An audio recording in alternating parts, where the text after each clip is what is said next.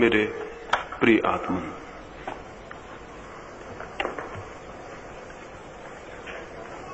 एक मित्र ने पूछा है,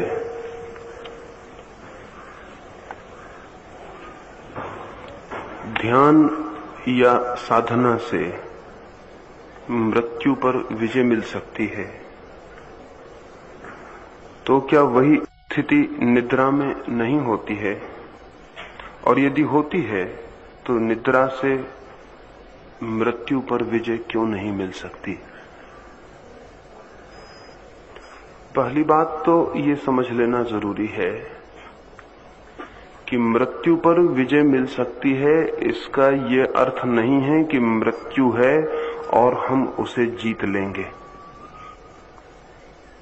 मृत्यु पर विजय मिल सकती है, इसका इतना ही अर्थ है कि मृत्यु नहीं है ऐसा हम जान लेंगे। मृत्यु का न होना जान लेना ही मृत्यु पर विजय है। मृत्यु कोई है नहीं जिसे जीत लेना है। मृत्यु नहीं है ऐसा जानते ही वो जो मृत्यु से हमारी हार चल रही है बंद हो जाती है। कुछ तो ऐसे शत्रु हैं जो हैं और कुछ ऐसे शत्रु हैं जो नहीं हैं, सिर्फ प्रतीत होते हैं। मृत्यु उन शत्रुओं में से है जो नहीं है और प्रतीत होता है।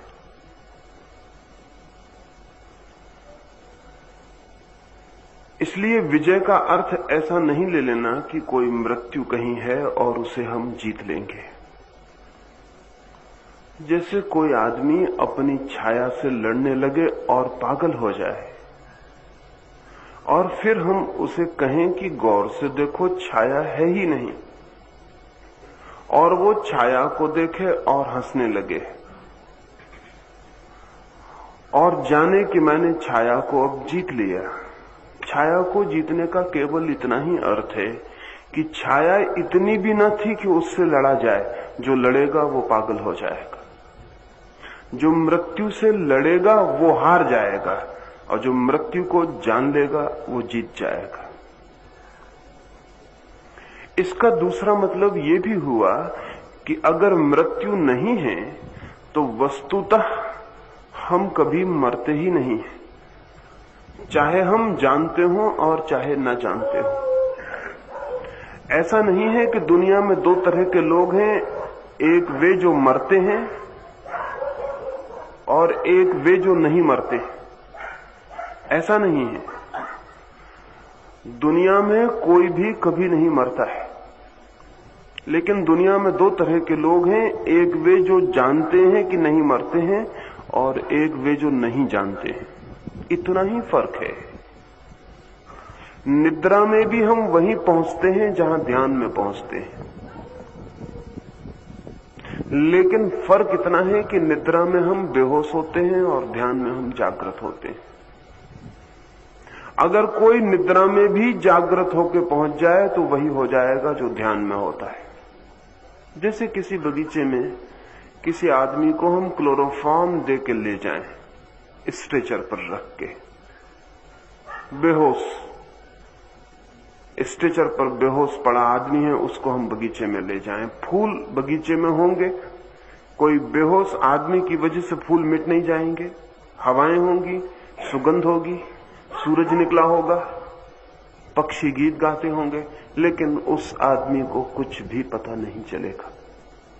फिर हम उस बेहोश आदमी को बगीचे में घुमा के वापस लौट आए। वो आदमी होश में आए और हम उससे कहें कि देखा बगीचा, जाना बगीचा, वो कहे कैसा बगीचा। फिर उस आदमी को हम कहें कि तब तुम होश में चलो, तो वो आदमी कहे होश में बगीचे में पहुंचूंगा ना, तो फिर बेहोशी में पहुंचने में और होश में पहुंचने में फर्क क्या है? तो हम उससे कहेंगे फर्क इतना है कि होश में तुम जान सकोगे कि कहां पहुंचे, क्या देखा, फूल, सुगंध, पक्षियों के गीत, सुबह का सूरज। बेहोशी में तुम नहीं देख सकोगे, पहुंचोगे तो बेहोशी में भी उतना ही जितना कि होश में पहुंचे थे। लेकिन बेहोशी में पहुंचा हुआ आदमी ऐसा ही रहता है जैसे न पहुंचा हो। बेहोशी में पहुंचने का मतलब न पहुंचना ही है। हम नींद में भी वहीं पहुंचते हैं जहां ध्यान में कोई पहुंचता है, लेकिन नींद में भी उसी बगीचे में प्रवेश कर जाते हैं, उसी जीवन के बगीचे में जहां ध्यान में कोई प्रवेश करता है। लेकिन नींद में हम होते हैं बेहोश, रोज पहुंचते हैं और वापस लौट आते हैं। हाँ, इतना बात पक्की है कि चाहे कोई आदमी बेहोश बगीचे में गया हो, सुबह की ताजी हवाओं ने उसके शरीर को तो छुआ ही होगा, सुगंध उसके नासापुटों तक तो गई ही होगी, पक्षियों के गीत उसके कान तक तो गूंजे ही होंगे, वो नहीं जान सका। लेकिन बगीचे से बेहोश लौट आने पर भी शायद जगने पर वो कहे कि आज बड़ा अच्छा लग रहा है, बड़ी शांति मालूम पड़ रही है। नींद के बाद सुबह आप रोज कहते हैं कि नींद आ गई तो बड़ा अच्छा लग रहा है। क्या लग रहा है अच्छा? नींद आने से क्या अच्छा हो गया? जरूर नींद में आप कहीं गए हैं जहां कुछ हुआ है, लेकिन उसका कोई पता नहीं, सिर्फ छोटी सी खबर रह गई है पीछे कि अच्छा लग रहा है, सुबह जागकर अच्छा लग रहा है। तो जो आदमी रात गहरी नींद में पहुंच जाता है वो सुबह ताजा होकर लौट आता है। वो किसी ताजगी के स्रोत तक गया लेकिन बेहोश। और जो आदमी रात नहीं सो पाता वो सुबह और भी थका मांदा होता है जितना सांझ को थका मांदा नहीं था। और अगर एक आदमी कुछ दिन तक न सो पाए तो जीवन दूभर हो जाता है, क्योंकि जीवन के स्रोत से उसके संबंध विच्छिन्न हो जाते हैं। वो वहां तक नहीं पहुंच पाता जहां तक पहुंचना अत्यंत जरूरी है। दुनिया में कठिन से कठिन अगर कोई सजा हो सकती है तो वो मौत की नहीं। मौत की सजा तो सरल है, क्षण भर में हो जाती है। सबसे बड़ी सजाएं जिन लोगों ने ईजाद की थी वो सजाएं थी नींद न आने देने की। किसी व्यक्ति को नींद न आने देना सबसे बड़ी सजा है। तो आज भी चीन में या रूस में या हिटलर के जर्मनी में निरंतर कैदियों को जगाए रखने का उपाय किया जाता है। 15 दिन किसी कैदी को न सोने दिया जाए, उसकी जो पीड़ादायक स्थिति हो जाती है उसकी हम कल्पना भी नहीं कर सकते। वो करीब करीब विक्षिप्त हो जाता है और वो सब बातें बोलने लगता है जिन्हें उसने रोकने की कोशिश की थी, जिन्हें कि उसके दुश्मन जानना चाहते हैं। वो अपने आप बोलने लगता है, अनर्गल उसके मुंह से सब निकलने लगता है। उसे होश ही नहीं रह जाता कि अब क्या हो रहा है। तो चीन में तो वो पूरा व्यवस्थित उपाय बनाए हुए हैं कि 6-6 महीने तक कैदियों को न सोने देंगे। उनकी स्थिति बिल्कुल विक्षिप्त हो जाएगी। वे भूल ही जाएंगे कि वे कौन हैं, उनका नाम क्या है, उनका धर्म क्या है, उनकी जाति क्या है, वे किस गांव के रहने वाले हैं, किस देश के, वे सब भूल जाएंगे। क्योंकि निद्रा न आने से अस्त व्यस्त अराजक उनका चित्त हो जाएगा। फिर उनको जो भी सिखाना है वो सिखाया जाएगा।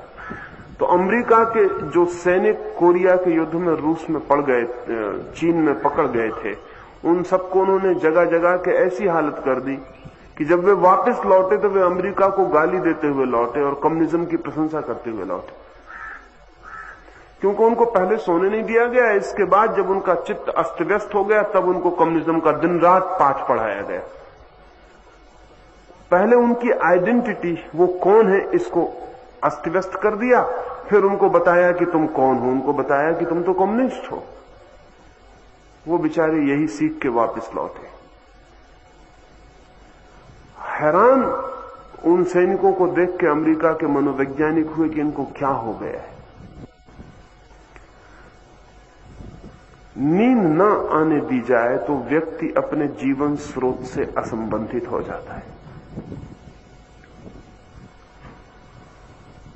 दुनिया में नास्तिकता बढ़ती जाएगी जिस मात्रा में नींद कम होती चली जाएगी। जिन मुल्कों में नींद जितनी कम हो जाएगी उन मुल्कों में नास्तिकता उतनी ही ज्यादा हो जाएगी। जिन मुल्कों में नींद जितनी गहरी होगी आस्तिकता उतनी ही ज्यादा होगी।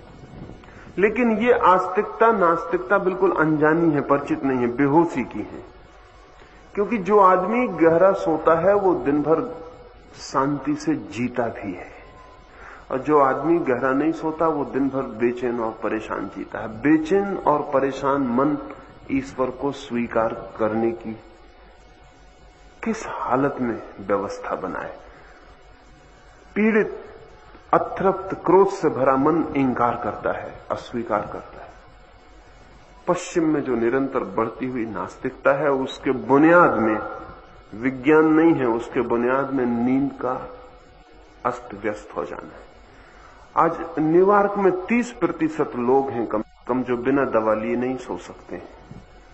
और मनोवैज्ञानिक कहते हैं कि 100 साल अगर ऐसी स्थिति रही तो न्यूयॉर्क जैसे नगर में कोई भी व्यक्ति बिना दवा लिए नहीं सो सकेगा। नींद एकदम खो गई है। और यह हो सकता है कि जो आदमी जिसकी नींद खो जाती है वो ये विश्वास न कर सके।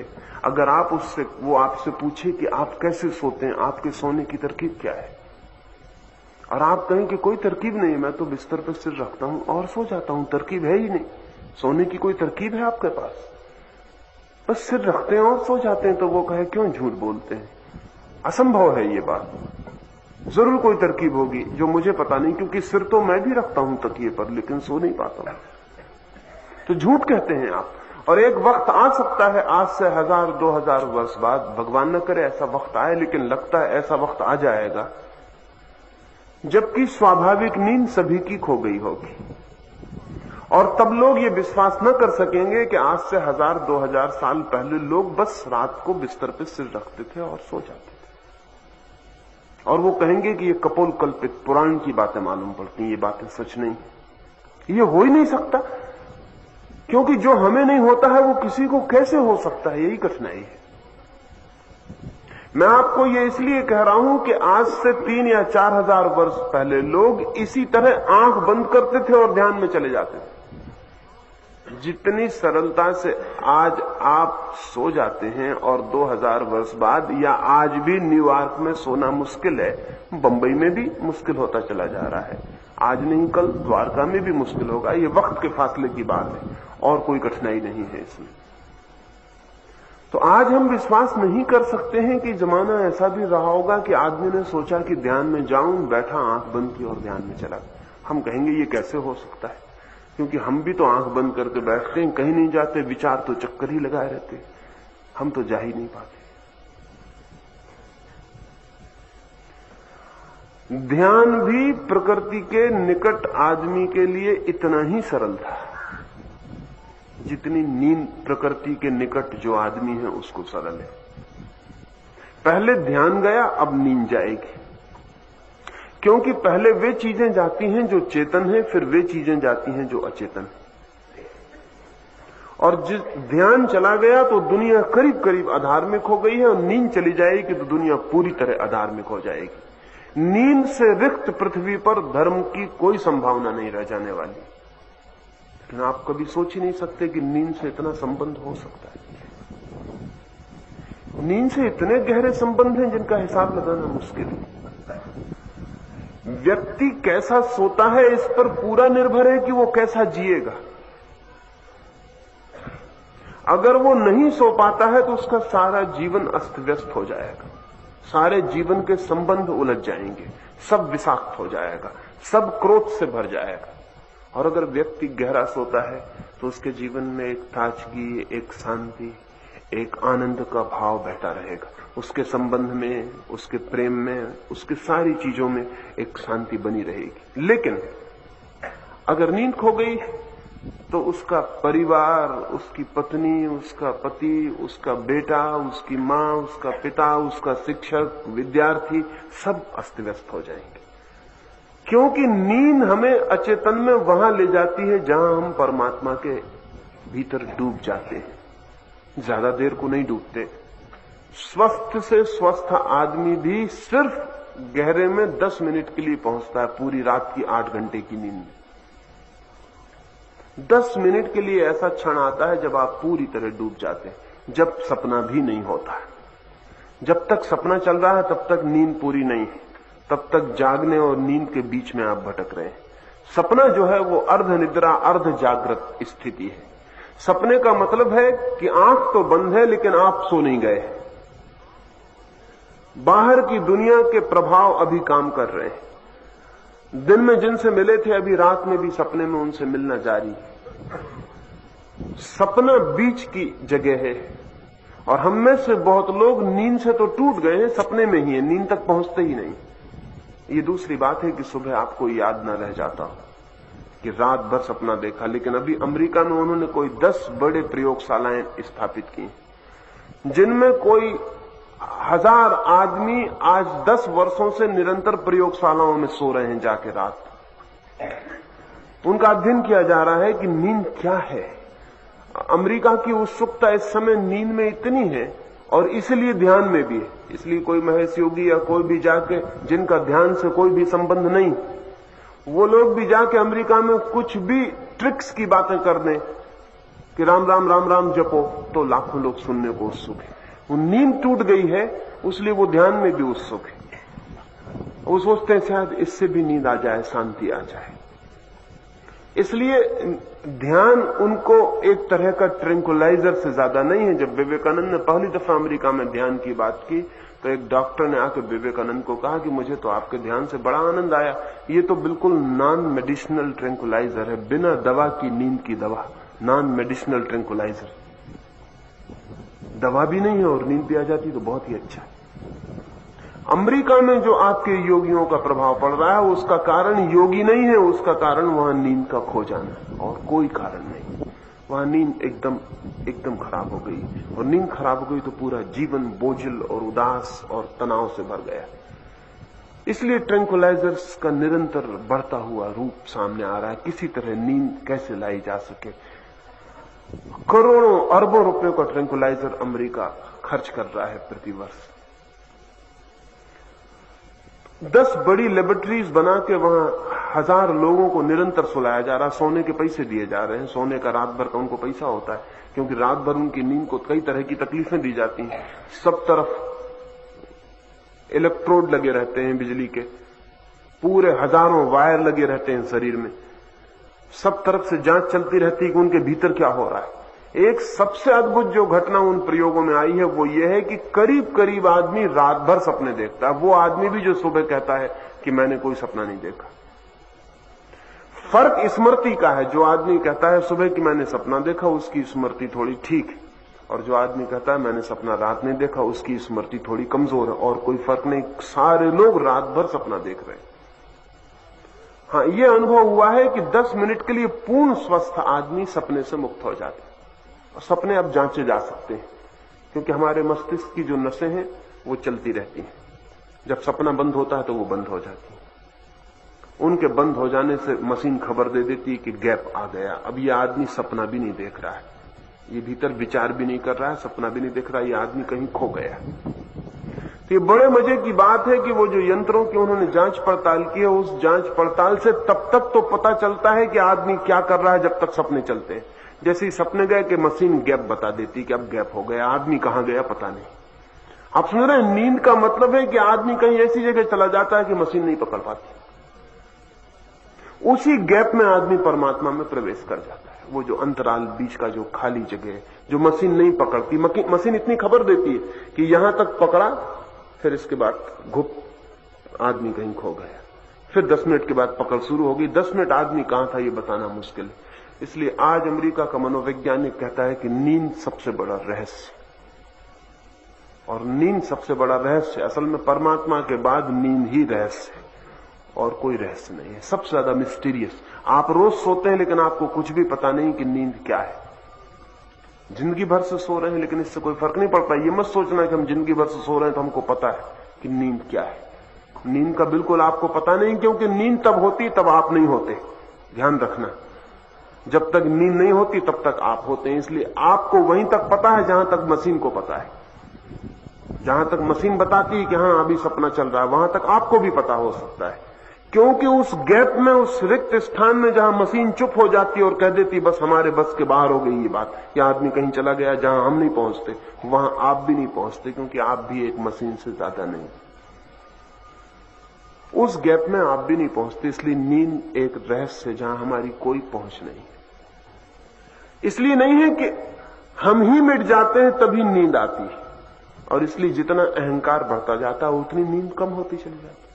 अहंकारी आदमी को नींद खत्म हो जाती, क्योंकि अहंकार कहता है कि मैं 24 घंटे कहता है मैं, उठता है तो कहता है मैं, चलता है तो कहता है मैं, सड़क पर निकलता है तो कहता है मैं। वो 24 घंटे मैं इतने ज्यादा कहता है कि जब नींद के वक्त मैं छोड़ने का समय आता है तब वो मैं को नहीं छोड़ पाता, नींद मुश्किल हो जाती, नींद असंभव है। मैं को रहते नींद असंभव है। और मैंने कल आपसे कहा कि मैं के रहते परमात्मा में प्रवेश असंभव है। नींद और परमात्मा में प्रवेश बिल्कुल एक सी बात है। फर्क इतना ही है कि नींद बेहोशी में प्रवेश है और ध्यान होश में प्रवेश है, लेकिन यह फर्क बहुत बड़ा है। हजारों जन्मों तक नींद में आप परमात्मा में प्रवेश करते रहेंगे, लेकिन इससे आपको परमात्मा का कोई पता नहीं चलेगा। लेकिन एक क्षण भी अगर आप ध्यान में प्रवेश कर गए परमात्मा में, उस जगह पहुंच गए जहां नींद में हजारों बार पहुंचे हैं, लाखों बार पहुंचे हैं, तो आपकी जिंदगी पूरी बदल जाएगी। और मजे की बात यह है कि जो व्यक्ति एक बार ध्यान में प्रवेश कर जाता है उस शून्य में जहां नींद ले जाती है, उसके बाद वो नींद में भी कभी बेहोश नहीं रहता। वो जो कृष्ण ने गीता में कहा है कि जब सब सोते हैं तब भी योगी जागता है, उसका ये अर्थ है। जब सब सो जाते हैं तब भी वो जागता है। इसका मतलब ये नहीं कि योगी नहीं सोता है, योगी से बढ़िया कोई भी नहीं सोता है। योगी जैसा सोता है वैसा कोई सोता ही नहीं, लेकिन फिर भी उसकी निद्रा के उस गहराई में भी उसका एक तत्व जो ध्यान प्रवेश हो गया है उसका, वो जागा रहता है और वो जागते हुए रोज नींद में प्रवेश करता है। तब उसके लिए ध्यान और नींद एक ही बातें हो जाती हैं, तो कोई फर्क नहीं रह जाता, कोई फर्क ही नहीं रह जाता। तब वो नींद में भी होश से ही प्रवेश करता है। एक बार ध्यान से कोई भीतर चला जाए फिर वो कभी भी नींद में बेहोश नहीं है। बुद्ध के पास आनंद वर्षों तक रहा, वर्षों तक बुद्ध के पास सोया। एक दिन बुद्ध से सुबह सुबह उसने पूछा कि मैं बड़ा हैरान हूं, आज वर्षों हो गए हैं मैं आपको देखता हूं, आप एक ही करवट सोते हैं, रात भर जैसे सोते हैं रात भर वैसे ही सोए रहते हैं। पैर जहां होता है सांझ वो सुबह वहीं होता है। मैंने कई बार रात के जाग के भी देखा, कुछ रातें मैंने पूरे बैठ के भी देखा, तो आपका हाथ भी नहीं हिलता, जहां हाथ रख लेते हैं बस वो वहीं रहा आता है, जहां पैर रख लेते हैं वहीं रहा आता है, करवट भी नहीं लेते। क्या रात भर भी हिसाब रखते हैं सोने का भी? बुद्ध ने कहा हिसाब रखने की जरूरत नहीं है, होश में ही सोता हूं। तो करवट बदलने की कोई जरूरत नहीं मालूम होती, जरूरत मालूम हो तो बदल सकता हूं। बुद्ध ने कहा कि तुम जो रात भर करवट बदलते हो वो कोई नींद की जरूरत नहीं है, वो तुम्हारे बेचैन चित्त की जरूरत है। वो चित्त बेचैन एक जगह एक रात में भी नहीं टिक सकता। दिन की तो बात ही अलग है, रात सोते में भी शरीर पूरे वक्त बेचैनी जाहिर करता रहता है। एक आदमी को सोते हुए देखें अगर रात भर, अभी जो प्रयोग कर रहे हैं उसमें हैरान हुए, रात भर बेचैनी जाहिर है, जारी है। जितना दिन में हाथ चलता है उतना रात में भी चल रहा है।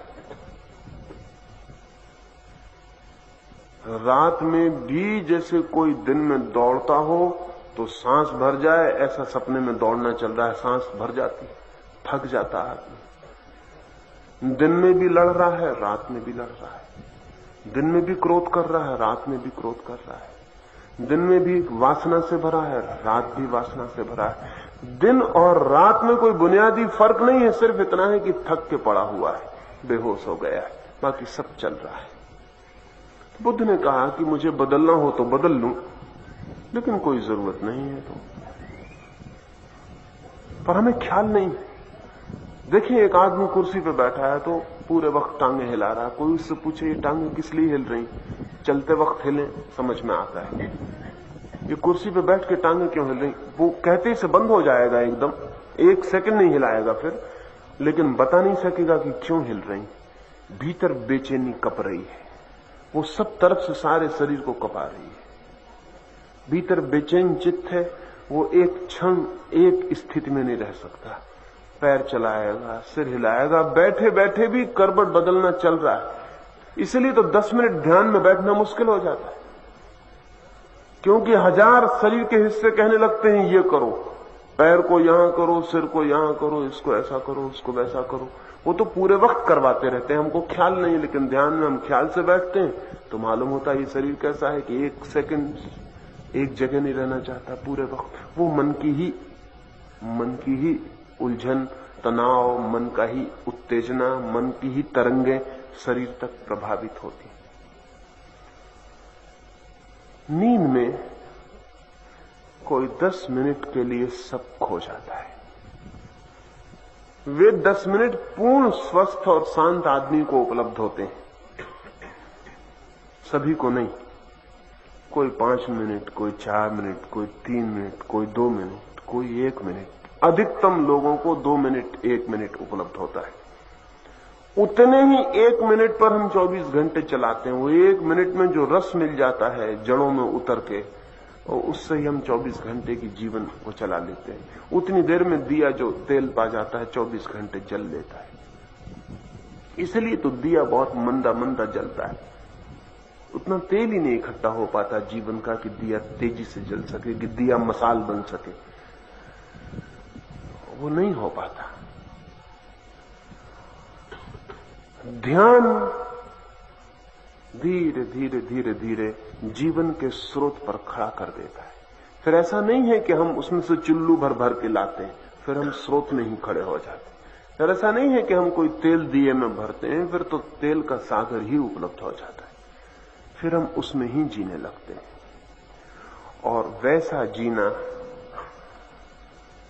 जीना नींद को विलीन कर देता है। इस अर्थ में नहीं कि आदमी नहीं सोता है, इस अर्थ में कि सोते हुए भी भीतर कोई जागा ही रहता है, और तब सपने बिल्कुल खो जाते हैं।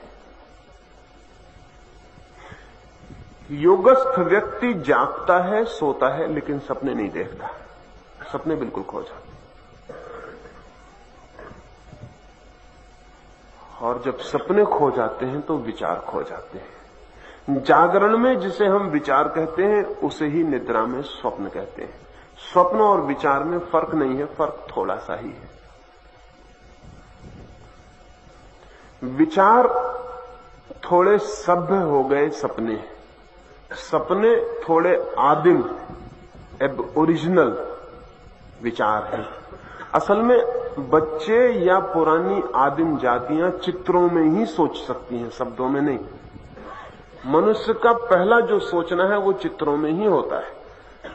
जैसे एक बच्चे को भूख लगी तो बच्चा शब्दों में नहीं सोचता कि मुझे भूख लगी है। बच्चा मां के स्तन को देख सकता है, स्तन को पीते हुए चित्र देख सकता है। स्तन मिलना चाहिए ऐसी आकांक्षा से भर सकता है, शब्द नहीं बना सकता। शब्द तो बहुत बाद में बनने शुरू होते हैं, पहले तो चित्र ही होते हैं। और अगर हमें भाषा ना आती हो तो फिर हम भी चित्रों का उपयोग करते हैं। आप किसी प्रदेश चले जाएं जहां की भाषा आपको नहीं आती और पानी पीना हो तो आप दोनों हाथ मुंह के पास करके कहेंगे कि मुझे पानी पीना। क्योंकि जब शब्द नहीं है तब चित्र की जरूरत पड़ जाती है, क्योंकि चित्र हमारी। और मजे की बात यह है कि शब्दों की भाषाएं अलग हैं, चित्रों की भाषाएं अलग नहीं। दुनिया के किसी कोने पे चले जाएं और हाथ चुल्लू बना के मुंह के पास करके कहें, कोई भी समझ लेगा कि पानी पीना। क्योंकि चित्र की भाषा प्रत्येक आदमी की एक है। शब्द हमने अलग अलग ईजाद किए हैं, लेकिन चित्र हमारी ईजाद नहीं है। चित्र तो मनुष्य के मन की भाषा है। इसलिए दुनिया की किसी भी चित्रावली को, किसी भी पेंटिंग को कहीं भी समझा जा सकता है। चाहे कोई लियोनार्डो पेंटिंग बनाए और चाहे खजुराहो के मूर्तिकार मूर्तियां बनाए, इनके लिए समझने के लिए किसी भाषा का फर्क करने की जरूरत नहीं। खजुराहो की मूर्ति को एक फ्रेंच, एक जर्मन, एक चीनी आके समझ लेगा उतना ही जितना आप समझते हैं। और आप अगर लूव्र में फ्रांस के जाके उनके म्यूजियम में खड़े हो जाएं चित्रों के, तो आप भी चित्रों को समझ लेंगे, उनके शीर्षक नहीं समझेंगे। शीर्षक तो फ्रेंच भाषा में है, लेकिन आप चित्र समझ लेंगे कि चित्र क्या है। चित्र की भाषा सबकी है। अभी शब्द की भाषा हमारे दिन में तो काम आ जाती है, लेकिन रात में काम नहीं आती। रात में हम फिर जंगली हो जाते हैं। नींद में हम फिर खो जाते हैं, हमारी सब शिक्षा, डिग्री, एजुकेशन, यूनिवर्सिटी सब खो जाते हैं। हम वहीं खड़े हो जाते हैं जहां मौलिक आदमी खड़ा हुआ था। इसलिए रात में चित्र उठते हैं, दिन में शब्द, रात में चित्र। और इसलिए दिन में अगर हमें किसी को प्रेम करना है तो हम प्रेम करने की भाषा में सोच सकते हैं, भाषा में। लेकिन रात में अगर प्रेम करना है तो सिवाय चित्रों के और कोई उपाय नहीं रह जाता, चित्र ही रह जाते। इसलिए सपने बड़े जीवंत मालूम पड़ते हैं, उतना विचार जीवंत नहीं मालूम होता। सपने बहुत जीवंत मालूम होते हैं, पूरा चित्र खड़ा हो जाता। और इसीलिए अगर आप एक उपन्यास पढ़ें तो आपको उतना आनंद नहीं आता, वही उपन्यास की फिल्म बन जाए तो बहुत आनंद आता है देखने में। उसका कुल कारण इतना है कि फिल्म जो है वो चित्रों की भाषा में है और उपन्यास जो है वो शब्दों की भाषा में। इसलिए अगर मुझे आप सामने देख के सुन रहे हैं तो आपको सुनने में ज्यादा आनंद आता है। मेरी ही बात आप टेप से सुनेंगे तो इतना आनंद नहीं आएगा, क्योंकि यहां चित्र भी मौजूद है, वहां सिर्फ शब्द मौजूद है। चित्र हमारे निकट की भाषा है, प्राकृतिक। तो रात शब्द चित्र बन जाते हैं, बस इतना ही फर्क है। जिस दिन स्वप्न खोता है उसी दिन विचार खो जाते हैं, जिस दिन विचार खोता है उसी दिन स्वप्न खो जाते हैं। दिन विचार से खाली हो जाए, रात सपनों से खाली हो जाएगी। और ध्यान रहे, सपने भी सोने नहीं देते और विचार जगने नहीं देते। ये दोनों बातों को समझ लेना। सपने सोने नहीं देते और विचार जगने नहीं देते। अगर सपने खो जाएं तो नींद पूरी हो जाए, और अगर विचार खो जाएं तो जागरण पूरा हो जाए। और अगर जागरण पूरा हो जाए और निद्रा पूरी हो जाए तो निद्रा और जागरण में कोई फर्क नहीं रह जाता। सिर्फ आंख खुले होने और बंद होने का फर्क रह जाता। शरीर के विश्राम करने और श्रम करने का फर्क रह जाता, और कोई फर्क नहीं रह जाता। जो व्यक्ति पूरा जाग गया है वो पूरा सोता है, लेकिन सोने और नींद में उसकी चेतना में कोई फर्क नहीं पड़ता। चेतना एक ही होती है, सिर्फ शरीर में फर्क पड़ता है। जागने में शरीर श्रम में होता है, सोने में विश्राम में होता है, इतना ही फर्क पड़ता है। तो जिन मित्र ने पूछा है कि निद्रा में क्यों परमात्मा उपलब्ध नहीं हो जाता, उनसे मेरा यह कहना है, हो सकता है अगर निद्रा में भी जाग सकें। और ध्यान का इतना ही मतलब है। इसलिए मेरे ध्यान की जो प्रक्रिया है वो असल में सोने की ही प्रक्रिया है, जागते हुए सोने की, जागते हुए नींद में जाने की। इसलिए शरीर को शिथिल करने को कहता हूं, श्वास को छोड़ देने को कहता हूं, मन को शांत करने को कहता हूं। ये नींद की तैयारी है। और इसलिए अक्सर ऐसा हो जाता है कि ध्यान में न जाके कुछ मित्र नींद में चले जाते हैं। अक्सर ऐसा हो जाता है, क्योंकि ये तैयारी नींद की ही है। इस तैयारी को करते ही करते वो कब सो जाते हैं उन्हें पता नहीं चलता। इसलिए तीसरी बात निरंतर कहता हूं कि भीतर जागे रहें, भीतर होश से भरे रहें। शरीर बिल्कुल शिथिल छूट जाए, श्वास बिल्कुल शिथिल हो जाए, जितनी नींद में होती उससे भी ज्यादा हो जाए, लेकिन भीतर जागे रहें, भीतर होश दिए की तरह जलता रहे, ताकि नींद ना आ जाए। ध्यान और नींद की प्रारंभिक शर्तें एक जैसी हैं, अंतिम शर्त में फर्क। पहली शर्त वही है कि शरीर शिथिल हो। अगर डॉक्टर के पास जाएंगे, कहेंगे नींद नहीं आती, तो वो आपको रिलैक्सेशन सिखाएगा। वो कहेगा शरीर को शिथिल करें। जो मैं आपको कह रहा हूं वही आपसे कहेगा कि शरीर को शिथिल छोड़ें, रिलैक्स करें, शरीर पर तनाव ना रखें। सारे शरीर को ऐसा छोड़ दें जैसे रुई का जैसा पहला बिल्कुल ढीला छूटा है, ऐसा छोड़ दें। वो आपको कहेगा कि देखें एक बिल्ली को सोते हुए। कभी बिल्ली को सोते देखा, कुत्ते को सोता देखा? कैसा सोता है, जैसे है ही नहीं, एकदम। एक छोटे बच्चे को सोते देखे, कैसा सोता है, जैसे सब मिट गया, कहीं कोई तनाव नहीं है, सब हाथ पैर ऐसे ढीले पड़ गए हैं कि जिसका हिसाब नहीं। एक आदमी को सोते देखें, जवान आदमी को, बूढ़े आदमी को सोते, सब खिंचा हुआ है। तो डॉक्टर कहेगा, चिकित्सक कहेगा कि बिल्कुल ढीला छोड़ दे। नींद की भी शर्त वही है। नींद की भी शर्त यह है कि श्वास शिथिल और गहरी हो जाए, शांत हो जाए। क्योंकि आपने ध्यान किया होगा, अगर दौड़ना पड़े तो श्वास तेज हो जाएगी, दौड़ना पड़े तो श्वास तेज हो जाएगी। शरीर को श्रम करना पड़ रहा है तो श्वास को तेज होना पड़ेगा, खून की गति बढ़ेगी। अब अगर सोना है तो खून की गति शिथिल हो जानी चाहिए, ठीक दौड़ने से उल्टी हालत हो जानी चाहिए, तो श्वास शिथिल हो जाएगी। इसलिए दूसरी शर्त है श्वास शिथिल कर लें। अगर विचार तेजी से चल रहे हैं तो मस्तिष्क में खून को तेजी से दौड़ना पड़ता है, और खून तेजी से सिर में दौड़े तो नींद असंभव है। नींद की शर्त है कि खून की दौड़ सिर में कम हो जाए। इसलिए आप तकिया रखते हैं। आपने कभी ख्याल नहीं किया कि तकिया क्यों रखते हैं? तकिया खून की गति को कम करने के लिए रखते हैं। अगर तकिया न रखें तो सिर शरीर के सतह पर होता है। सतह पर होने से खून की गति पूरी होती है, सिर में पैर तक बराबर होती है। सिर को ऊंचा कर लेते हैं तो सिर पे खून को चढ़ने में मुश्किल पड़ जाती है, तो सिर में कम चढ़ता है और पूरे शरीर में गति करता है, सिर में गति कम हो जाती है। इसलिए जिनको जितनी मुश्किल से नींद आती है उनको उतने तकिए बढ़ाते जाना पड़ेगा, 1 2 3 बढ़ते जाए, क्योंकि सिर ऊंचा होना चाहिए। अब मैं बता दूं, सिर ऊंचे होने का कुल इतना मतलब है कि वहां खून कम जाए। वहां खून कम जाएगा तो नींद जल्दी आ जाएगी, क्योंकि वहां गति न होगी तो मस्तिष्क शिथिल हो जाएगा।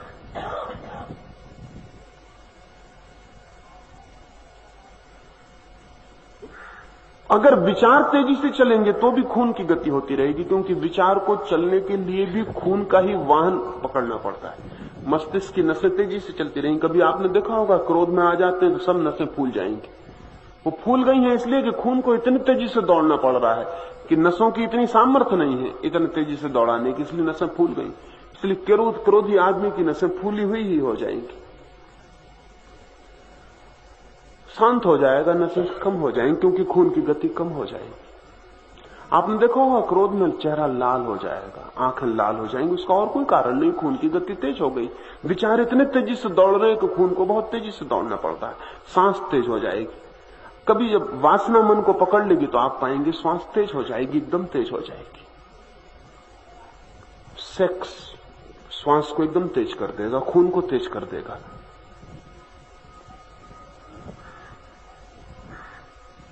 पसीना छूट जाएगा शरीर से, क्योंकि वो इतना तेज विचार चलेगा तो मन इतने तेज चलेगा तो मस्तिष्क के सारे स्नायु तेज खून फेंकेंगे। तो इसलिए शर्तें वही हैं जो नींद की हैं। शरीर को शिथिल छोड़ दें, श्वास को शिथिल छोड़ दें, विचार को छोड़ दें। नींद की भी शर्तें यही हैं, ध्यान की भी शर्तें यही। प्रारंभिक शर्तें एक सी, अंतिम शर्त में फर्क है। नींद का है कि अब सो जाएं और ध्यान का है कि अब जागें। ये तीनों शर्तें पूरी हो जाएं, आप जागे रहें बस। इसलिए जिन मित्र ने पूछा है, ठीक ही पूछा है। नींद और ध्यान में बड़े गहरे संबंध हैं, समाधि और सुसुप्ति में बड़े गहरे संबंध हैं, लेकिन एक फर्क है जो बहुत कीमती, वो फर्क है जागे हुए और मूर्छित होने का। नींद मूर्छा है, ध्यान जागृति। एक और मित्र ने पूछा है कि जिसे आप ध्यान कह रहे हैं उसमें और ऑटो हिप्नोसिस में, आत्म सम्मोहन में क्या फर्क है? वही फर्क है जो नींद में और ध्यान में। इस बात को भी समझ लेना उचित है। नींद है प्राकृतिक रूप से आई हुई, और आत्म सम्मोहन भी निद्रा है प्रत्न से लाई हुई। इतना ही फर्क है। हिप्नोसिस में, हिप्नोस का मतलब भी नींद होता है। हिप्नोसिस का मतलब ही होता है तंद्रा, उसका मतलब होता है सम्मोहन। एक तो ऐसी नींद है जो अपने आप आ जाती है, और एक ऐसी नींद है जो कल्टीवेट करनी पड़ती, लानी पड़ती। अगर किसी को नींद न आती हो तो फिर उसको लाने के लिए कुछ करना पड़ेगा। तब एक आदमी अगर लेट के सोचे कि नींद आ रही है, नींद आ रही है, नींद आ रही है, मैं सो रहा हूं, मैं सो रहा हूं, मैं सो रहा हूं, तो ये भाव उसके प्राणों में घूम जाए, घूम जाए, घूम जाए, उसका मन पकड़ ले कि मैं सो रहा हूं, नींद आ रही, तो शरीर उसी तरह का व्यवहार करना शुरू कर देगा। क्योंकि शरीर कहेगा कि नींद आ रही तो अब शिथिल हो जाओ। नींद आ रही है तो श्वासें कहेंगी अब शिथिल हो जाओ। नींद आ रही है तो मन कहेगा कि अब चुप हो जाओ। नींद आ रही है, इसकी वातावरण पैदा अगर कर दिया जाए भीतर, तो शरीर उसी तरह व्यवहार करने लगेगा। शरीर को इससे कोई मतलब नहीं है। शरीर तो बहुत आज्ञाकारी है। अगर आपको रोज 11 बजे भूख लगती है, रोज आप खाना खाते हैं 11 बजे, और आज घड़ी में चाबी नहीं भर पाए हैं और घड़ी रात में ही 11 बजे रुक गई है और अभी सुबह के 8 ही बजे, और आपने देखी घड़ी और देखा कि 11 बज गए, एकदम पेट कहेगा भूख लगाई। अभी 11 बजे नहीं, अभी 3 घंटे हैं बजने में, लेकिन घड़ी कह रही 11 बज गए। पेट एकदम से खबर कर देगा कि भूख लगाई है, क्योंकि पेट का तो यांत्रिक व्यवस्था है। 11 बजे रोज भूख लगती है तो 11 बज गए तो भूख लगाई है, पेट खबर कर देगा। पेट बिल्कुल खबर कर देगा कि भूख लगाई।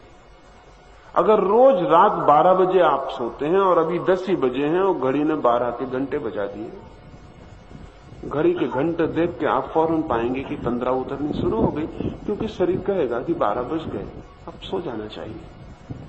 शरीर बहुत आज्ञाकारी है, और जितना स्वस्थ शरीर होगा उतना ज्यादा आज्ञाकारी होगा।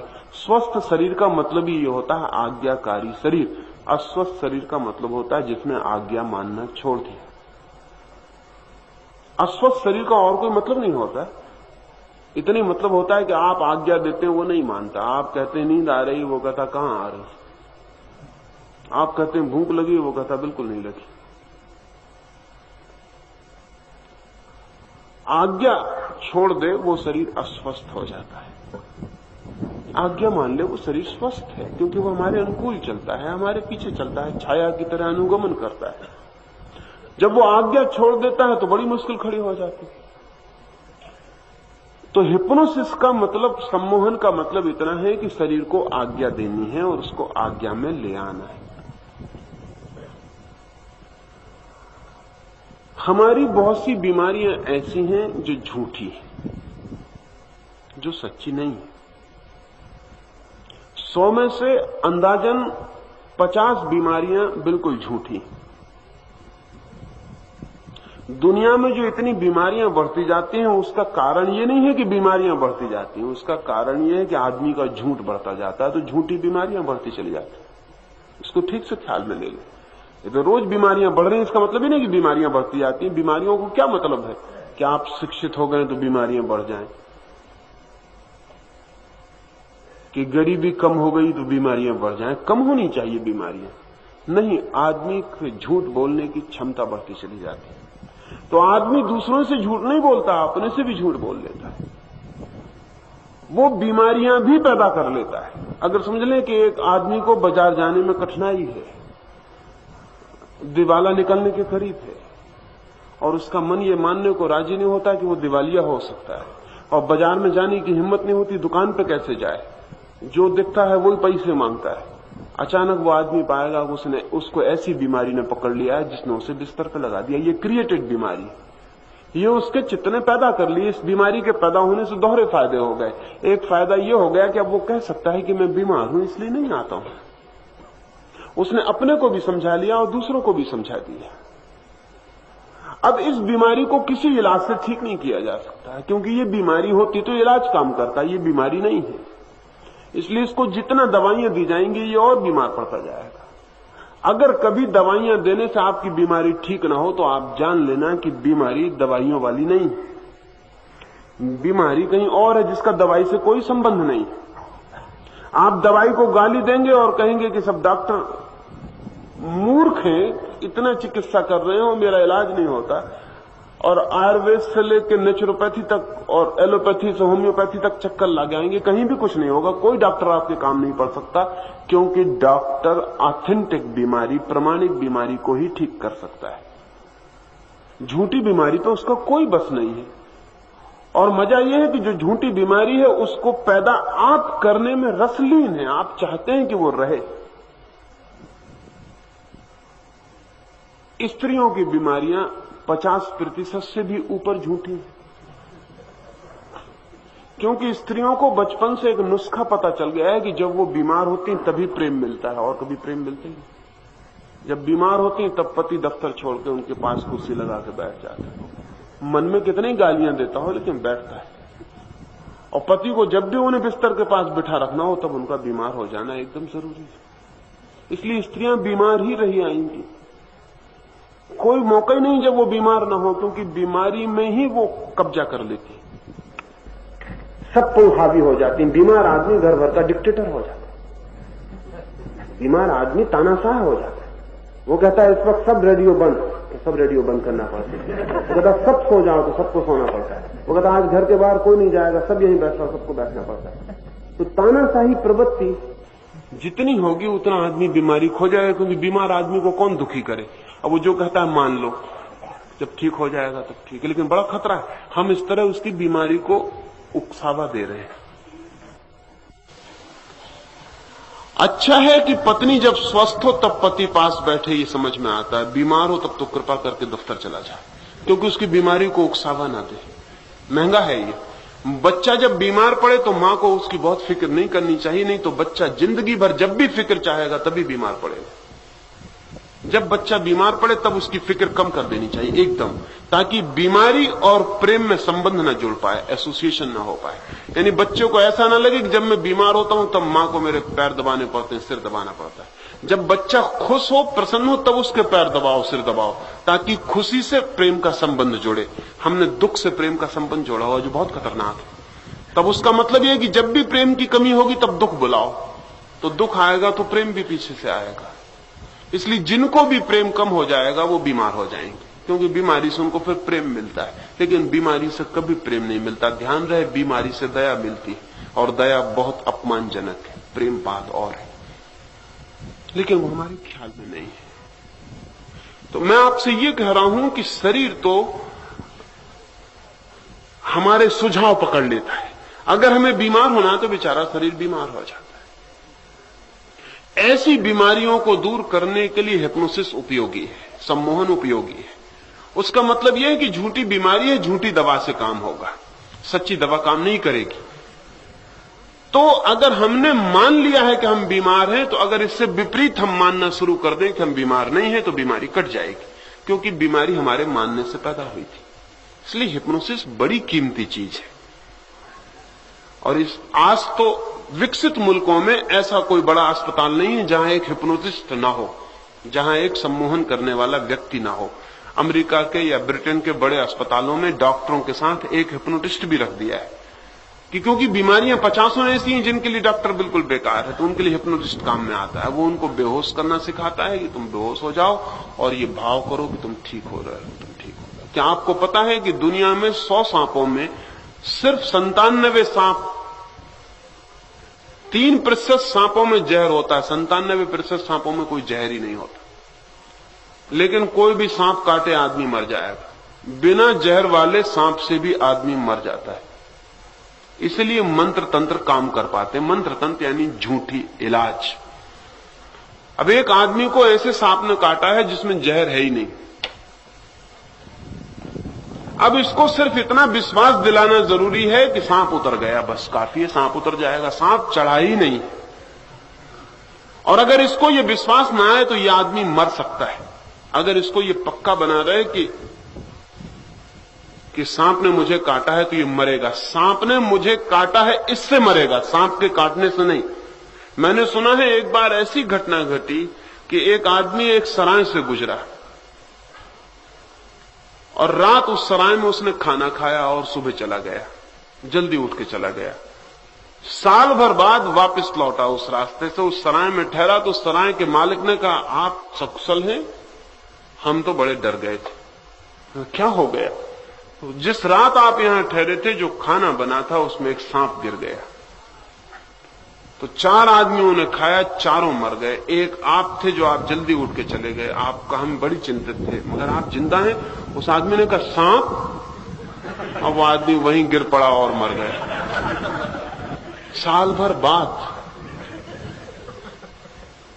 अगर सांप खा गया हूं, उसके हाथ पैर कपे, वो वहीं गिर पड़ा। उसके सराय के मालिक ने कहा घबराई मत, अब तो कोई सवाल ही नहीं। उसने कहा सवाल क्या, वो तो गया, अब तक जा चुका है। इस तरह की बीमारी के लिए हिप्नोसिस बहुत उपयोगी है, लेकिन हिप्नोसिस का मतलब ही इतना है कि जो हमने व्यर्थ ही झूठा ही अपने चारों तरफ जोड़ लिया है, उसे हम दूसरे झूठ से काट सकते हैं। ध्यान रहे, अगर झूठा कांटा किसी के पैर में लगा हो तो असली कांटे से कभी मत निकालना। झूठे कांटे को असली कांटे निकालने से बड़ा खतरा होगा। एक तो झूठा कांटा ना निकलेगा और असली कांटा और पैर में छिप जाएगा। झूठे कांटे को झूठे कांटे से ही निकालना होता है। ध्यान में और हिप्नोसिस में क्या संबंध है? इतना ही संबंध है कि जहां तक झूठे कांटे गड़े हैं वहां तक हिप्नोसिस का उपयोग किया जाता है। जैसे कि मैं आपसे कहता हूं, ये भाव करें कि शरीर शिथिल हो रहा है, ये हिप्नोसिस है, ये सम्मोहन है, ये आत्म सम्मोहन है। असल में आपने ही ये भाव कर रखा है कि शरीर शिथिल नहीं हो सकता है। उसको काटने के लिए इसकी जरूरत है, और कोई जरूरत नहीं। अगर आपको ये पागलपन ना हो तो आप एक ही दफे ख्याल करें शरीर शिथिल हो गया, शरीर शिथिल हो जाएगा। शरीर को शिथिल करने के लिए यह काम नहीं हो रहा है। आपकी जो धारणा है कि शरीर शिथिल होता ही नहीं है, उसको काटने के लिए आपके मन में यह धारणा बनानी पड़ेगी कि शरीर शिथिल हो रहा है, शरीर शिथिल हो रहा है, शरीर शिथिल हो रहा है। आपकी झूठी धारणा को इस दूसरी झूठी धारणा से काट दिया जाएगा, और जब शरीर शिथिल हो जाएगा तो आप जानेंगे कि हां, शरीर शिथिल हो गया। और शरीर का शिथिल होना बिल्कुल स्वाभाविक धर्म है। लेकिन हम इतने तनाव से भर गए हैं, और तनाव हमने इतना पैदा कर लिया है कि अब उस तनाव को मिटाने के लिए भी हमें कुछ करना पड़ेगा।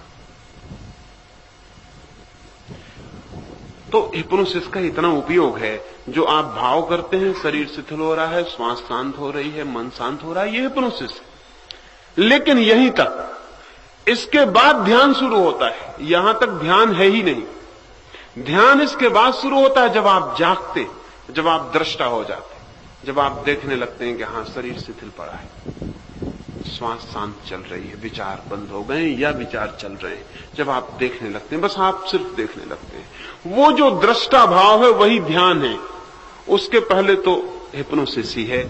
और हिप्नोसिस का मतलब है लाई गई निद्रा, और कोई मतलब नहीं है। नहीं आती थी, हमने लाए हैं, प्रयास किया है, उसे बुलाया है, आमंत्रित किया है। निद्रा आमंत्रित की जा सकती है। अगर हम तैयार हो जाएं और अपने को छोड़ दें तो वो आ जाती है। लेकिन ध्यान और हिप्नोसिस एक ही चीज नहीं है। मेरी बात समझ लेना ख्याल से। मैंने कहा कि यहां तक हिप्नोसिस, यहां तक सम्मोहन, जहां तक सब भाव कर रहे हैं हम। जब भाव करना बंद किया और जाग गए, अवेयरनेस जहां से शुरू हुई वहां से ध्यान शुरू हुआ। जहां से दृष्टा साक्षी भाव शुरू हुआ वहां से ध्यान शुरू हुआ। और इस हिप्नोसिस की इसलिए जरूरत है कि आप उल्टी हिप्नोसिस में चले गए। यानी इसको अगर वैज्ञानिक भाषा में कहना पड़े तो ये हिप्नोसिस ना हो कि डी हिप्नोसिस है। ये सम्मोहन ना हो कि सम्मोहन तोड़ना है। सम्मोहित हम हैं, पर हमें पता नहीं, क्योंकि हमने जिंदगी में हम सम्मोहित हो गए, हमको पता ही नहीं। हमको ख्याल ही नहीं कि हमने कितने तरह के सम्मोहन कर लिए, और हमने किस किस तरकीब से सम्मोहन को पैदा कर लिया। हमारी पूरी जिंदगी का बड़ा हिस्सा सम्मोहन का है। और जब हम सम्मोहित होना चाहते हैं तो हम ख्याल ही नहीं रखते कि हम ये क्या कर रहे हैं। जैसे उदाहरण के लिए हम जिंदगी भर ऐसे ही जीते हैं, वो हमें ख्याल में आ जाए तो सम्मोहन टूट जाए, सम्मोहन टूटे तो भीतर प्रवेश हो सकता है, क्योंकि सम्मोहन असत्य की दुनिया है। जैसे समझे कि एक आदमी साइकिल चलाना सीख रहा है, बड़ा रास्ता है, 60 फीट चौड़ा है, और एक पत्थर पड़ा हुआ है एक किनारे पर, एक मील का पत्थर लगा हुआ है। अब वो आदमी 60 फीट चौड़े रास्ते पर अगर आंख बंद करके भी साइकिल चलाए तो बहुत कम मौके हैं कि उस पत्थर से टकराए। आंख बंद करके भी चलाए तो भी 60 फीट चौड़े रास्ते पर जरा सा एक पत्थर लगा हुआ, उस पर टकराने की क्या जरूरत। लेकिन उस आदमी को अभी साइकिल चलाना नहीं आता। उसे रास्ता पहले नहीं दिखाई पड़ता, पहले उसे पत्थर दिखाई पड़ता है। पहले उसको ये डर है कि टकरा ना जाऊं। बस उसको जैसे ये डर हुआ कि टकरा ना जाऊं तो वो हिप्नोटाइज्ड हुआ। यानी हिप्नोटाइज होने का मतलब ये कि रास्ता दिखना बंद हुआ, पत्थर दिखना शुरू हुआ। अब उसे पत्थर दिखने लगा, अब वो डर रहा है, उसका हैंडल घूमने लगा पत्थर की तरफ। वो जितना हैंडल घूमता वो डर रहा है, और जहां ध्यान है वहीं तो हैंडल जाएगा। और ध्यान उसका पत्थर पे, और ध्यान इसलिए है कि टकरा ना जाऊं। टकरा ना जाऊं पत्थर से तो रास्ता मिट गया, पत्थर ही रह गया। अब वो पत्थर की तरफ सम्मोहित चला जा रहा है और जितना जाता है उतना घबराता है, जितना घबराता है उतना जाता है। वो आदमी पत्थर से टकरा गया। सिक्खड़ आदमी को बड़ी हैरानी होती कि इतना बड़ा रास्ता था, मैं इस पत्थर से कैसे टकरा गया, इन बच के क्यों नहीं निकल सका। वो हिप्नोटाइज्ड हो गया। उसने ध्यान दिया पत्थर पर कि कहीं टकरा ना जाऊं।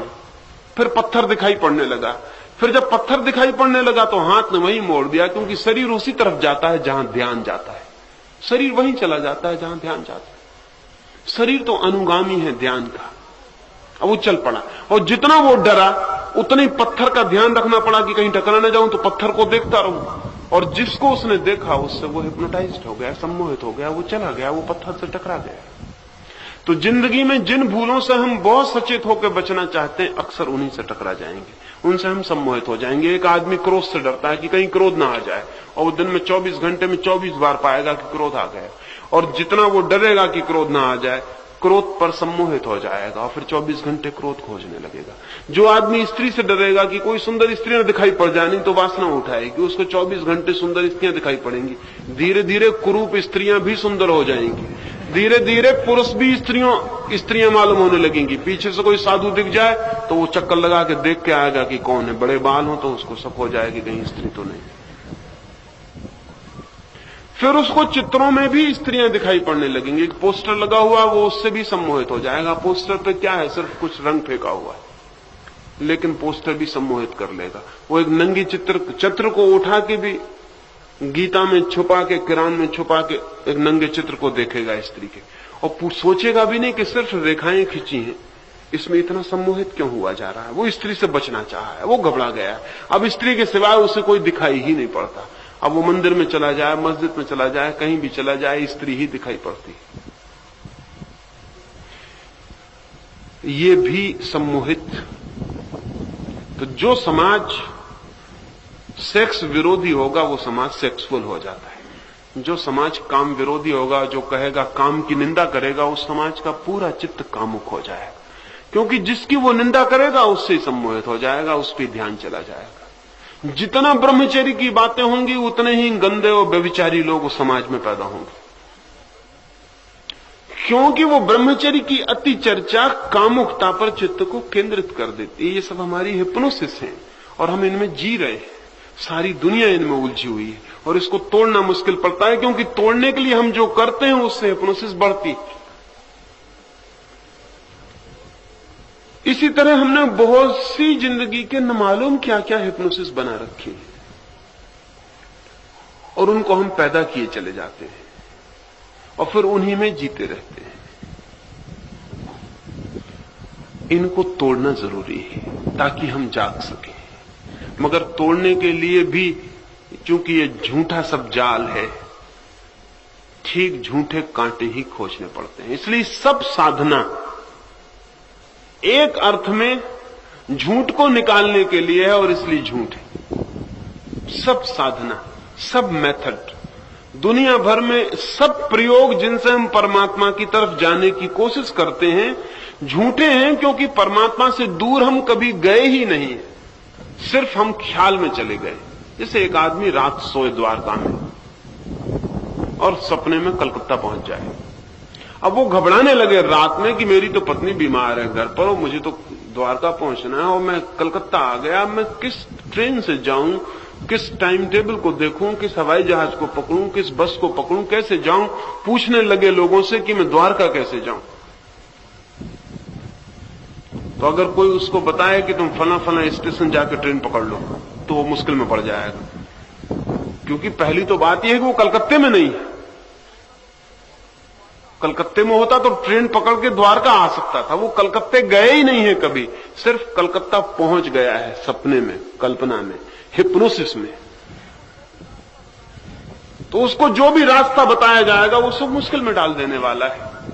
कोई रास्ता किसी मतलब का नहीं, सब रास्ते झूठे होंगे। और वो द्वारका लौटेगा तो सच्चे रास्ते से लौट ही नहीं सकता, क्योंकि सच्चा रास्ता हो ही नहीं सकता। वो कलकत्ता कभी पहुंचे ही नहीं कि वहां से कोई रास्ता पकड़ ले। अगर वो किसी ट्रेन में बैठ के द्वारका आएगा तो ट्रेन उतनी ही झूठी होगी जितना झूठा कलकत्ता था। और अगर कलकत्ते के हावड़ा स्टेशन से पकड़ेगा गाड़ी तो हावड़ा स्टेशन उतनी झूठा होगा जितना कलकत्ता था। और टिकट अगर खरीदेगा तो उतनी झूठी होगी। और रास्ते में अगर टिकट चेकर वगैरह आएंगे तो वो सब झूठे होंगे, स्टेशन वगैरह पड़ेंगे वो सब झूठे होंगे। फिर वो द्वारका आ जाएगा, फिर वो प्रसन्न होकर उठाएगा, तब हैरान होगा कि बड़े आश्चर्य की बात है, मैं तो अपनी खाट पर सोया हुआ हूं, मैं कहीं गया नहीं था, तो मैं लौटा कैसे लौटा? जाना भी झूठ था, लौटना भी झूठ है। परमात्मा के बाहर कोई कभी गया ही नहीं है, जा भी नहीं सकता है, क्योंकि वही है, उसके बाहर जाने का उपाय नहीं है। इसलिए जाना भी झूठ है, लौटना भी झूठ है। लेकिन जब जा चुके हैं तो लौटना पड़ेगा, इसका कोई उपाय नहीं है। जब जा ही चुके हैं तो अब लौटना पड़ेगा, इसलिए लौटने के लिए उपाय पकड़ने पड़ेंगे। लेकिन जब आप लौट आएंगे तो आप पाएंगे सब मेथड झूठ थे, सब साधना झूठ थी। साधना करनी पड़ी इसलिए कि हम चले गए थे और इसलिए लौटना पड़ा।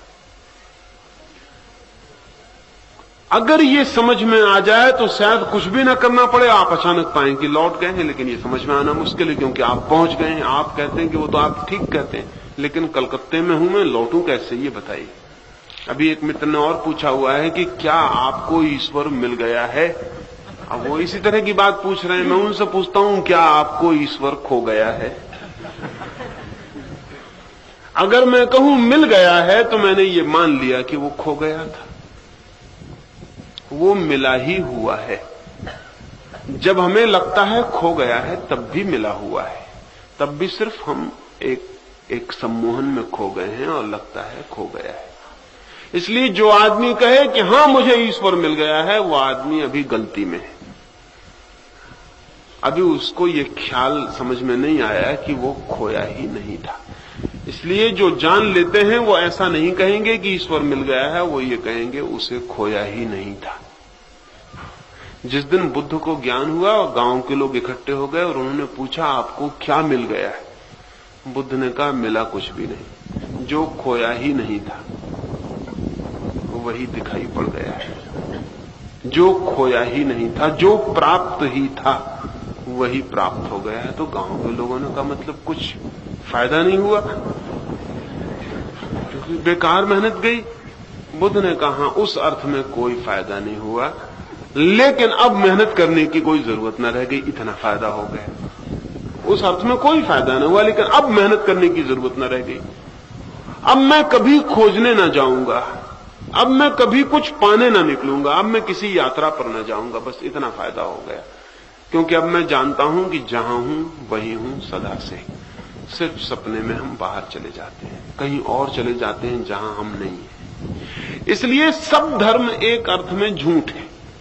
इस अर्थ में झूठ है कि वो लौटने की प्रक्रियाएं, और सब साधनाएं झूठ हैं और सब योग झूठ है, क्योंकि वो लौटने की प्रक्रियाएं, लेकिन बड़े उपयोगी। अब जिसको सांप ने काट खाया है, चाहे झूठे ही सांप ने सही, गांव का ओझा बड़ा उपयोगी है, जो मंत्र थूक के झाड़ू मार के सांप अलग कर देता है। इसकी बड़ी जरूरत है, ये गांव में रहना चाहिए। ये नहीं रहेगा तो लोग मर जाएंगे उस सांप से कट के, जो कि है ही नहीं। मैं जिस जगह रहता हूं, मेरे पड़ोस में एक आदमी रहते थे, वो अब गुजर गए। उनके पास हिंदुस्तान से दूर दूर से लोग सांप झड़वाने आते थे। वो बड़े होशियार आदमी थे। उन्होंने 10-5 सांप पाल रखे थे। उनके घर में सांप सब पले हुए थे। जब कोई आदमी आता तो उसकी झाड़ फूंक करते और वो कहते कैसा सांप था, क्या था, कहां काटा, मरा तो नहीं, वो सब जांच पड़ताल कर लेने के बाद फिर उस सांप को बुलाते। वो कोई सांप कहीं आने वाला था, उनके घर के बंधे हुए जो सांप थे वो निकल आते। वो सब उनकी ट्रिक्स थी कि वो कैसे क्या करेंगे तो कौन से नंबर का सांप चला आएगा। उसका ताला खुलवा देंगे, वो सांप घंटा आधा घंटे में फन फफकारता हुआ दरवाजे से बाहर से अंदर प्रवेश करेगा। जैसे वो प्रवेश करेगा चमत्कार हो गया। अब जिसको सांप काटता है वो कोई ठीक से देख भी तो नहीं पाता कि किसने काटा, कैसा था, क्या नहीं था। वो तो काटने की झंझट में पड़ जाता है, मर गया झंझट में पड़ जाता है, सांप तो कहीं खो जाता है। और अगर सांप मर जाए यानी मार डाला गया हो तो फिर उसकी आत्मा को बुलाएंगे, फिर उसकी आत्मा उनके सांप में आएगी। और जब वो सांप सामने आ जाएगा तो उसको बहुत डांटेंगे डपटेंगे, वो सांप क्षमा मांगेगा, सिर पटकेगा और उस आदमी का सांप उतरना शुरू हो जाए। और वो कहेंगे कि ठीक है वापस इसका जहर पी लो, तो उसके घाव पर वो सांप मुंह लगाएगा और वो आदमी ठीक हो गया, वो आदमी गया। भाग्य से उनके लड़के को सांप ने काट खाया, तब बड़ी मुश्किल हो गई क्योंकि उनकी दवा बिल्कुल काम न की। वो मेरे पास भागी हुआ है, उन्होंने कहा मैं बड़ी मुश्किल में पड़ गया हूं, आप कुछ रास्ता बताइए। मेरे लड़के को सांप ने काट खाया और वो जानता है सब सांप घर में बंधे, ये सब चालबाजी है। अब मैं क्या करूं, ये तो मर जाएगा लड़का। अब कुछ मैं कर ही नहीं सकता। मैंने कहा आप तो इतने बड़े झाड़ने वाले हैं, आपके पास दूर दूर से आते हैं वो लोग, वो सब ठीक, मुझको काट खाए तो मैं मुश्किल में पड़ जाऊं। मुझको ही काट खाए तो मैं मुश्किल में पड़ जाऊं, और मुझको अगर काट खाए तो मुझे बचाना मुश्किल, क्योंकि हर झाड़ने वाला मुझे चालाक मालूम पड़े कि कुछ ना कुछ गड़बड़ कर रहा होगा, और सांप में काट खाया बचना बहुत मुश्किल है। उनका लड़का नहीं बच सका, अपने लड़के को नहीं बचा सके। झूठ को मिटाने के लिए झूठ के उपाय, लेकिन उनकी सार्थकता है। सार्थकता इसलिए कि हम झूठ में चले गए, इसलिए इस भाषा में पूछे ही मत।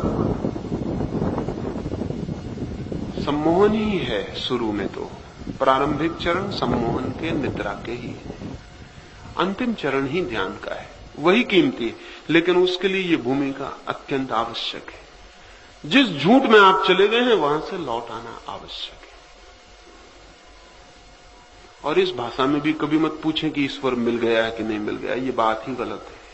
किसको मिलेगा, कौन मिलेगा? जो है वो है। जिस दिन आप जागेंगे उस दिन पाएंगे न कुछ खोया है, न कहीं गए हैं, न कुछ मिटा है, न कुछ मरा है। जो है वो है। तब उस दिन सब यात्रा, सब जाना बंद हो जाता है। आवागमन से मुक्ति का क्या मतलब होता है? आवागमन से मुक्ति का मतलब ये नहीं होता कि यहां पैदा ना हुए। आवागमन से मुक्ति का मतलब होता तब कोई आना जाना ना रहा, कहीं भी किसी तल पर भी आना जाना ना रहा, वो कमिंग और गोइंग गई। तब हम वहीं रह गए जहां हैं। और जिस दिन हम वहीं रह जाते हैं जहां हैं, उसी दिन आनंद के झरने फूट पड़ते हैं। क्योंकि जहां हम नहीं हैं वहां हम आनंदित कभी नहीं हो सकते हैं। जहां हम हैं वहीं आनंदित हो सकते हैं। जो हम हैं वही होके आनंदित हो सकते हैं। जो हम नहीं हैं वो हम होके कभी भी आनंदित नहीं हो सकते। इसलिए आवागमन का मतलब है कि हम कहीं और भटक रहे हैं जहां हम नहीं हैं। हम कहीं और खो गए हैं जहां हम कभी भी नहीं गए। हम कहीं ऐसी जगह पर घूम रहे हैं जहां हमारा कभी होना ही नहीं है, और जहां हम हैं वहां से हम चूक गए। आवागमन से मुक्ति का मतलब है वहां आ जाना जहां हम हैं। परमात्मा में आने का मतलब है वही हो जाना जो हम हैं। कोई ऐसा नहीं है कि किसी दिन परमात्मा मिल जाएगा कहीं खड़ा हुआ और आप नमस्कार करेंगे और कहेंगे कि धन्यवाद आप मिल गए। ऐसा कहीं कोई परमात्मा नहीं। और ऐसा कहीं मिल जाए तो समझना कि सब हिप्नोसिस चल रही, ये भी क्रिएटेड, ये भगवान भी अपने ही बनाए हुए। इनकी मुलाकात भी उतनी ही झूठी, जितना इनका खोना झूठा था उतनी इनका मिलना झूठा है। कहीं ऐसा कोई भगवान नहीं मिल जाने वाला है। इसलिए जब तक ये भाषा हमारी हमको धोखा देती रहती है, क्योंकि भाषा में हमको लगता है ईश्वर साक्षात्कार, ईश्वर दर्शन, ये शब्द बड़े गलत हैं। इन शब्दों से ऐसा लगता है कि कहीं कोई मिल जाएगा जिसका दर्शन कर लेंगे, साक्षात्कार हो जाएगा, गले मिल लेंगे, भेंट हो जाएगी। ये सब झूठी बात है। अगर ऐसा कभी कोई परमात्मा मिल जाए तो फौरन सावधान हो जाना। ये परमात्मा बिल्कुल आपके ही मन की निर्माण होगा। ये हिप्नोसिस होगी। सब हिप्नोसिस से लौट जाना है वापस। उस जगह खड़े हो जाना है जहां कोई निद्रा नहीं, जहां कोई सम्मोहन नहीं, जहां हम पूरे जागे जो हैं वो खड़े रह गए। उस जगह जो अनुभव होगा वो समस्त जीवन की एकता का अनुभव है, समग्र के एक होने का अनुभव है। उस अनुभूति का नाम परमात्मा है। अब हम सुबह के ध्यान के लिए बैठे। कुछ और प्रश्न हैं वो रात में बात कर लूंगा। थोड़े थोड़े फासले पे हो जाएं और बातचीत ना करें, चुपचाप फासले पे हो जाएं।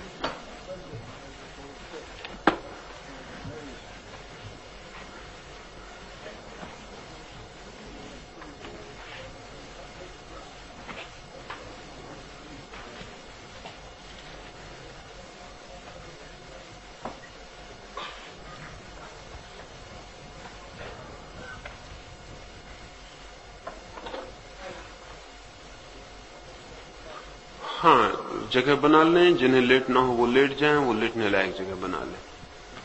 और बीच में भी किसी का गिरने जैसी हालत हो जाए तो उसे गिर जाना, उसे अपने को रोकना नहीं। और ऊपर ढलान पे चले जाएं लेकिन जगह बना लें, क्योंकि पीछे किसी के ऊपर गिर जाएं या तो तकलीफ मालूम हो आपको भी और दूसरे का ध्यान भी बढ़ जाए, तो हट जाएं।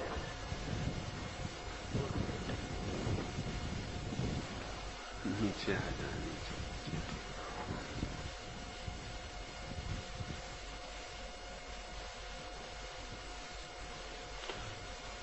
हाँ,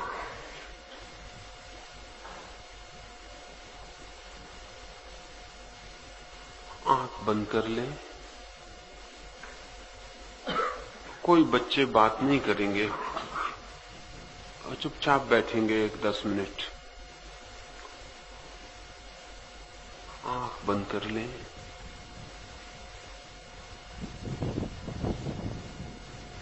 शरीर को ढीला छोड़ दें, शरीर को शिथिल छोड़ दें।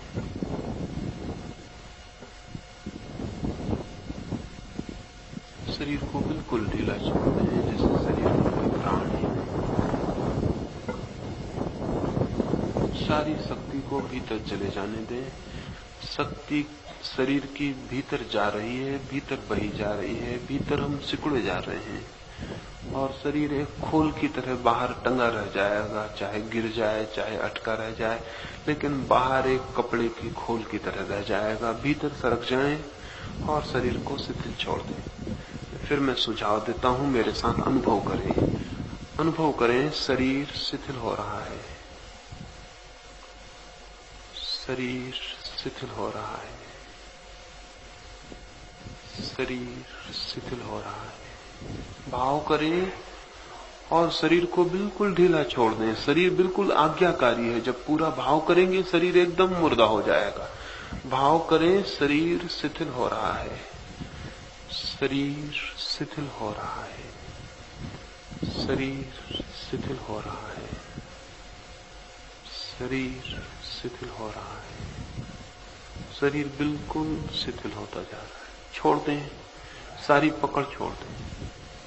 शरीर को भीतर से पकड़े न रहें, बिल्कुल छोड़ दें। अपनी सारी पकड़ सरका लें। अपना शरीर ही नहीं है, जैसे अब जो होगा होगा, गिरेगा गिरेगा, खोएगा खोएगा।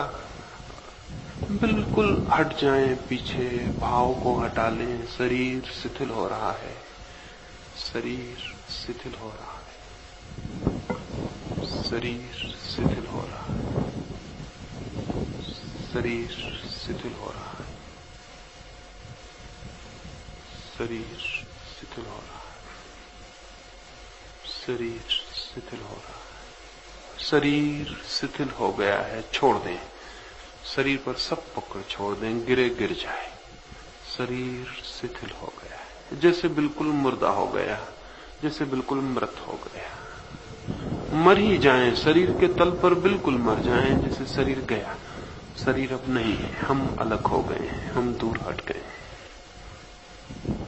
श्वास शांत हो रही है। भाव करें, श्वास शांत होती जा रही है, श्वास शांत हो रही है, श्वास शांत हो रही है, श्वास शांत हो रही है, श्वास शांत हो रही है, श्वास शांत हो रही है, श्वास शांत होती जा रही है,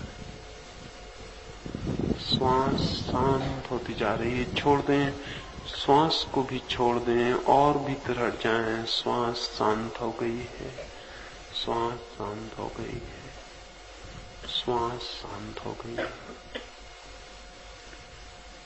श्वास शांत हो गई है। श्वास से भी पीछे हट गए हैं, श्वास शांत हो गई है। विचार भी शांत हो रहे हैं, विचार भी शांत हो रहे हैं, विचार भी शांत हो रहे हैं। विचार से भी हट जाएं, विचार को भी छोड़ दें। विचार शांत होते जा रहे हैं, विचार शांत हो रहे हैं, विचार शांत हो रहे हैं,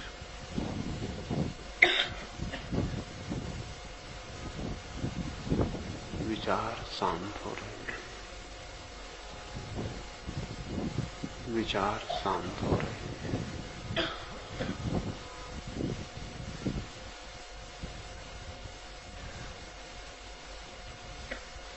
विचार शांत हो रहे हैं।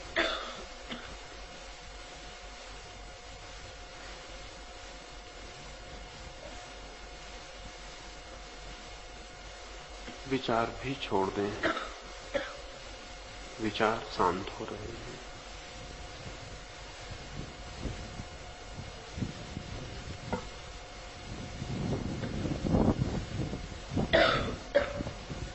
देखो वो 4 लोग पीछे से उठ जाओ वहां से। वो लड़के उठो, तुम उठ जाओ वहां से बाहर निकल जाओ। विचार शांत हो रहे हैं। पीछे लौट कर देख रहे हो, खुद उठ जाओ वहां से। विचार शांत हो रहे हैं। विचार शांत हो रहे हैं। शरीर शिथिल हो गया, विचार शांत हो गए हैं।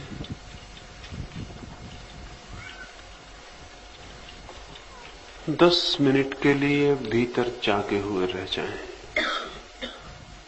10 मिनट के लिए भीतर जागे हुए रह जाएं। 10 मिनट के लिए सब मर गया है, हम भीतर एक ज्योति की तरह जागे हुए रह गए हैं। शरीर दूर पड़ा रह गया है, श्वास दूर सुनाई पड़ रही है। विचार शांत हो गए हैं, भीतर हमारी चेतना जागी हुई देख रही है। सो नहीं जाना है, भीतर जागे रहना है। भीतर जागते हुए भीतर देखते रहें, दृष्टा हो जाएं। और एकदम गहराई शुरू होगी, सन्नाटा शुरू होगा, शून्य शुरू होगा। अब 10 मिनट के लिए चुप भीतर देखते रह जाएं।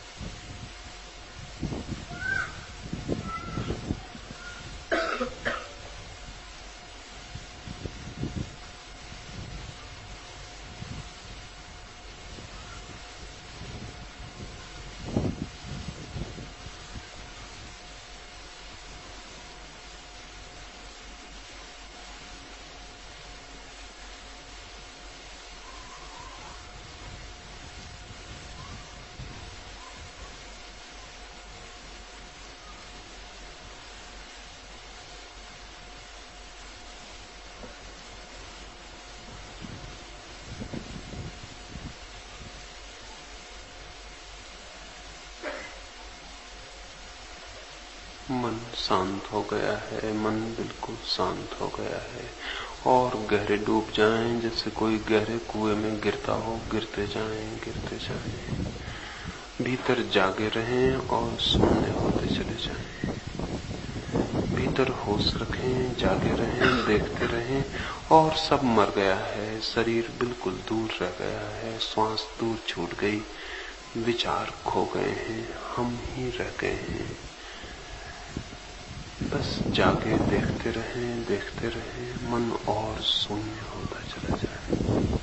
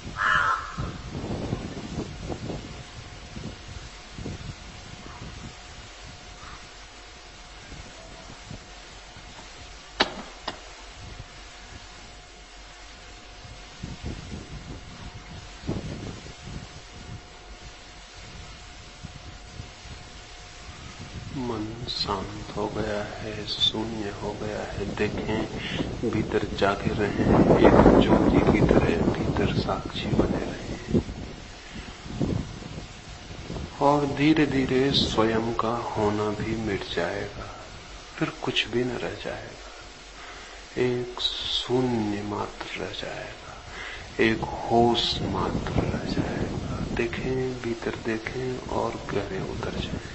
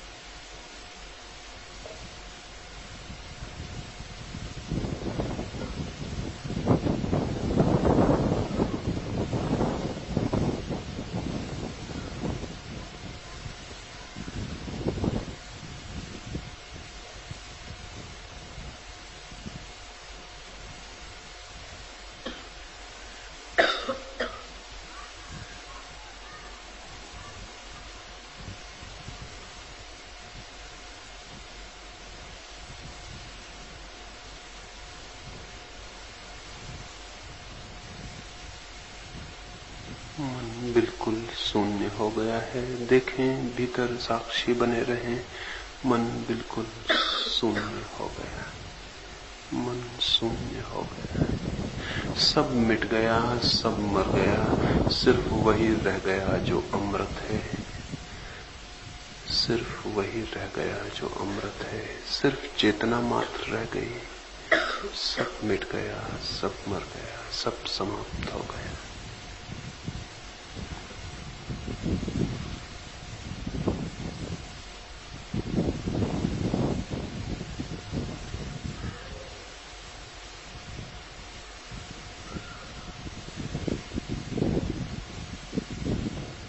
अब धीरे धीरे 2-4 गहरी श्वास लें। अब श्वास को भी देखते रहें। दूर, बहुत दूर श्वास है, हम बहुत दूर हैं। धीरे धीरे गहरी श्वास लें प्रत्येक श्वास के साथ मन और शांत हो जाएगा। धीरे धीरे गहरी श्वास लें, धीरे धीरे गहरी श्वास लें और देखें श्वास बहुत दूर है, शरीर बहुत दूर है। हम दूर खड़े देख रहे हैं श्वास को भी, शरीर को भी।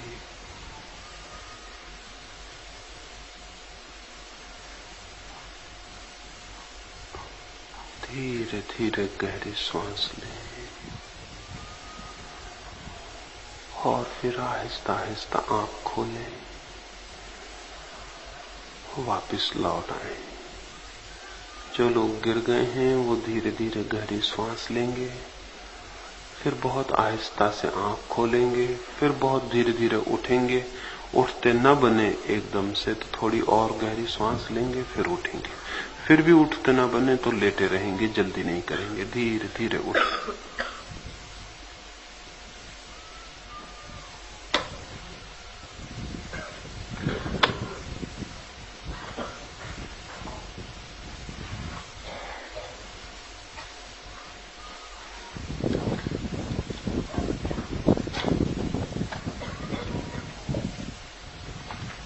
धीरे धीरे उठाएं। जो लोग गिर गए हैं धीरे धीरे गहरी सांस लें, बहुत आहिस्ता से आंख खोलें और फिर उठाएं। बहुत धीरे धीरे उठें, जल्दी ना करें। ना बने उठते तो थोड़ी देर लेटे रहें।